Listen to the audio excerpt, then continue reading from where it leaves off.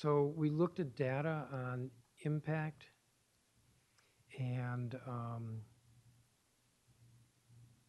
we found that the greater the number of students at a school that are at risk, the fewer the number of teachers who are rated highly effective.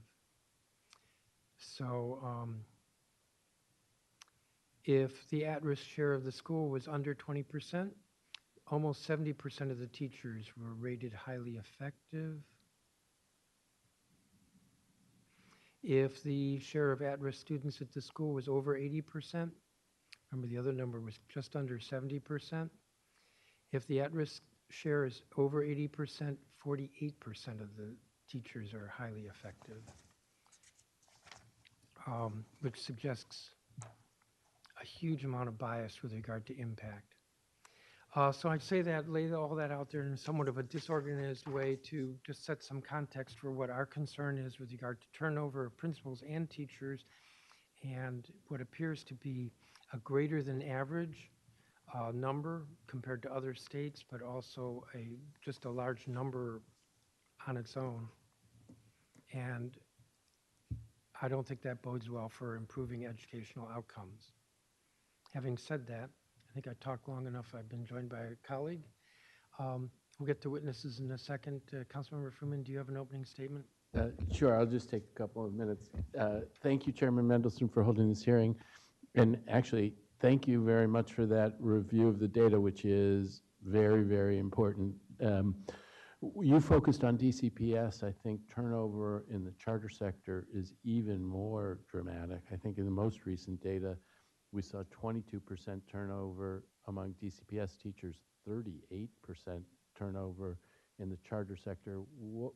Understanding what that is about, I think, is going to be a very, very important issue for us.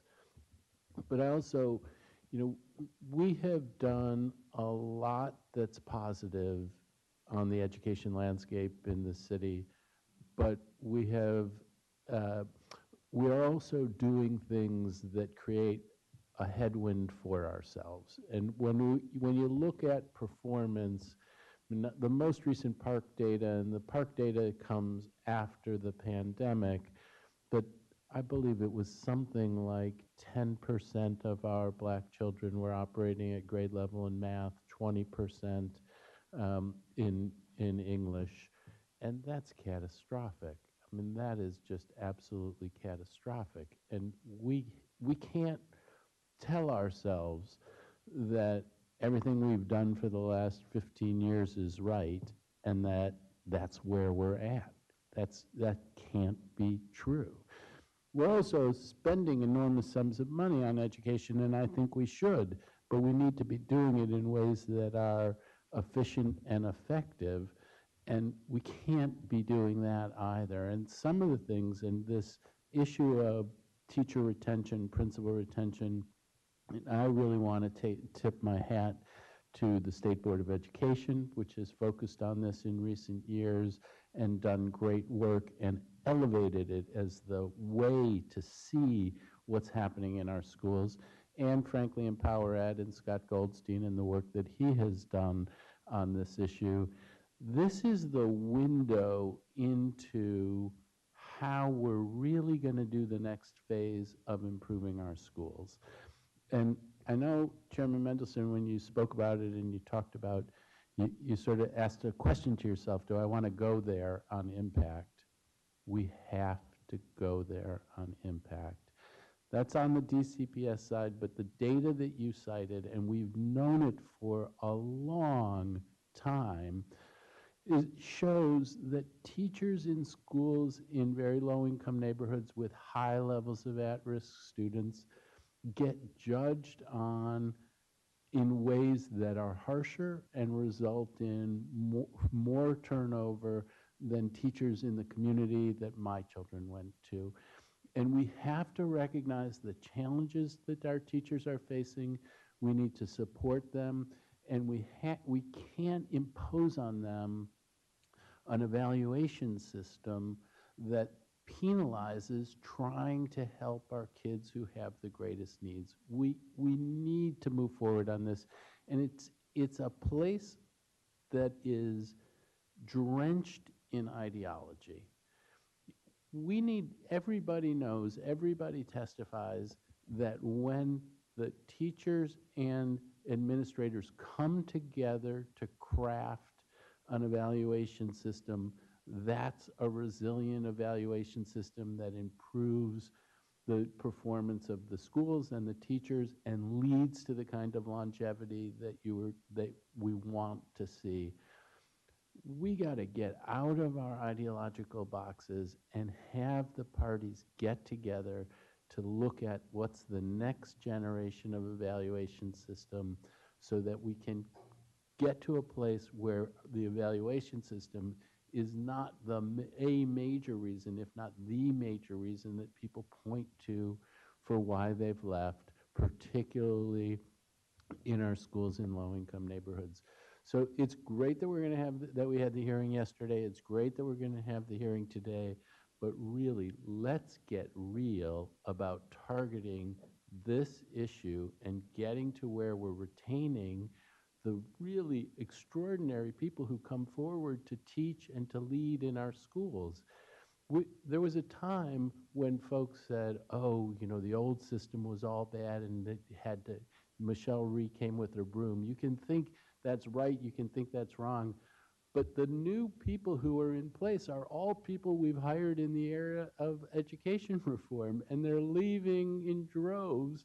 We got to fix this, and I'm really glad that you're having this hearing. I hope we can get real on this. I want to again express my gratitude to the work of the state board, the current state board, my friend Ruth Wattenberg, who I think was a leader on this when she was on the state board, and again, Empower Ed. And let's get real and get something positive done. Thank you. Thank you, Councilmember Sherman. Councilmember Nadeau? Thank you, Chairman. I will say Councilmember Furman really summed it up here.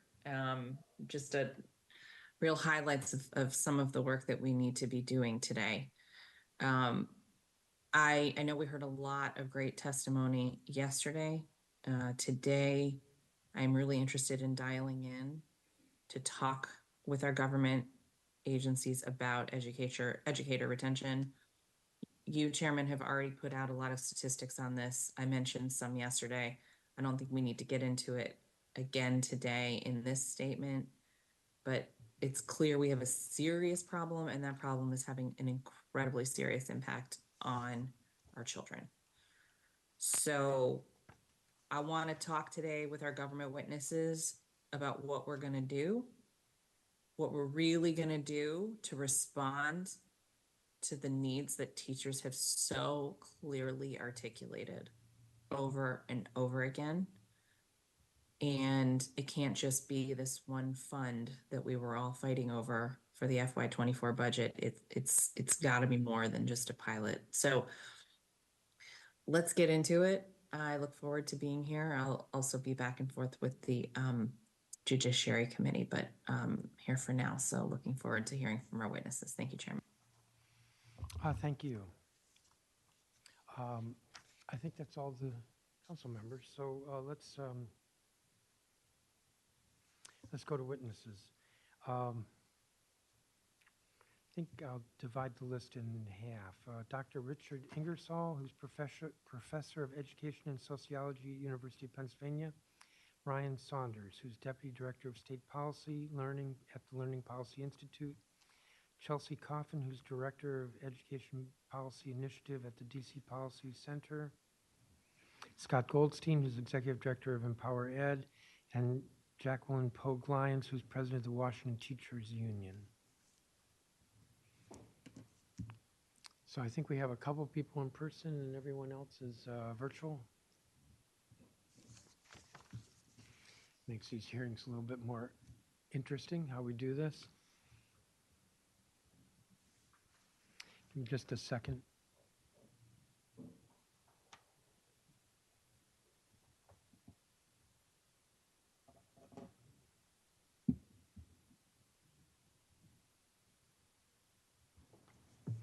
I'm not going to be strict about time limit. My understanding is everyone was told about 5 to 7 minutes. That's what I'm told, they were told.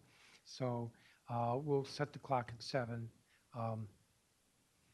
But unless you hear a thump because we're falling off our seats because it went too long, I would say don't feel too stressed over the clock. And Dr. Ingersoll, you're first. Thank you for having me, Chairman Mendelson and members of the City Council. I'm presuming you can hear and see me and that the tech's okay? Yes.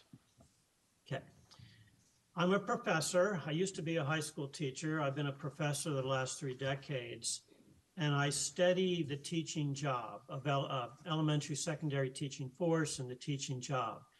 And in particular, I've studied this issue of teacher turnover, that is teachers leaving their schools, teachers leaving teaching. So I'm just going to briefly here summarize what the best national data available tell us about 5 key questions. 1, just how high is teacher turnover, teacher quitting, teacher attrition? How does it compare to other lines of work, other occupations and professions? Is it a problem? Does it vary by types of teachers? Does it vary by types of schools? And why? Why is there turnover? Why do teachers leave? I submitted a set of graphs with some data and sources, and you could refer to those now or later. Those are just for your benefit. First point, teaching has relatively high quit rates compared to many other lines of work and occupations. It's far higher than those traditional professions like professors and lawyers, but it's even higher than nurses and police. The other thing to remember is that teaching is an unusually large workforce. Twice as many teachers as nurses in this country, 5 times as many teachers as lawyers. So when we combine these 2 facts, relatively high quit rates of a very large workforce, we get what we call the revolving door. Teaching is a line of work in which every year there's very large flows into, between, and out of schools. Now, it's very important to recognize that not all of this teacher turnover, these teacher departures are bad by any means. There's a lot of research on this, and in general, there's consensus that some degree of employee separations, they're often called, is not only normal, it can be beneficial. Particularly, you want your low performers to move out. You want to have fresh blood coming in. But there's also a general consensus, and this is true for teaching too, that high levels of employee quit rates are very costly. And and as the chairman mentioned, we have a growing body of research in this country showing that high levels of teacher quits, high levels of teacher turnover harm student achievement. They're costly for schools. And my own research has showed they're really the main factor behind teacher shortages. It's also important to recognize that the rate at which the revolving door revolves varies. It varies across types of teachers and varies across types of schools. Beginning teachers have amongst the highest rates, and we've repeatedly documented this, that between 40 and 50